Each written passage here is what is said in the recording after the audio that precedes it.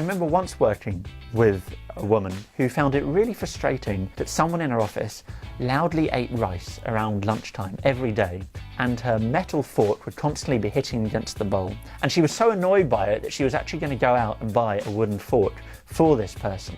When you think we spend half our waking life at work, if there's someone who really gets under your skin, it's crucial to cross that divide.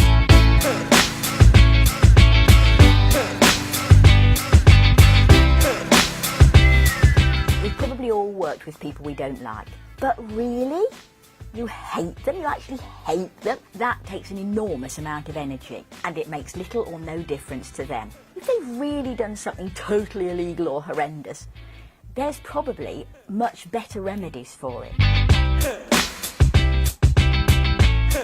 Most of the time we find that people want to avoid having a conversation with the other person because they dislike them. But if you don't talk about it, it won't get better by itself. So some people try to put it off and develop coping mechanisms, but it rarely makes the situation much better. And soon it's years down the line and you're still in the same boat, hating this person. It doesn't have to be like this.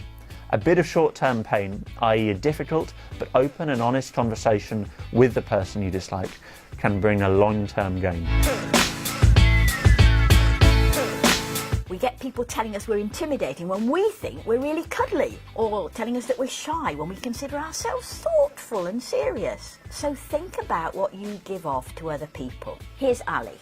He's very bright, he's quite young, he's very highly educated, he's just got a great job. So he's sent to a conference, and because as well as being bright, he's rather modest, he decides that he'll keep quiet pretty much, and he'll just observe what's going on and listen to people who are more experienced.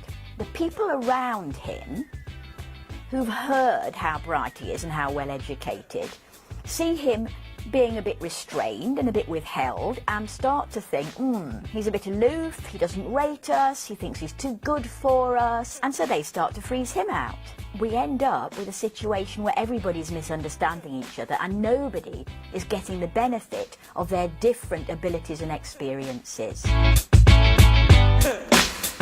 Ask questions and seek to understand the other person's viewpoint. Then show them you've understood their viewpoint by summarising back to them what they've said. An incredibly powerful little tool for building rapport. Too often people just try to persuade others of their case.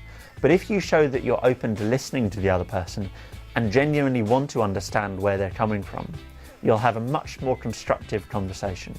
I remember once in a mediation where one person shouted at the other, "You're a pathological liar."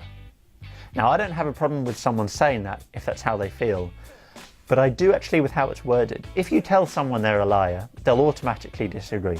We all would.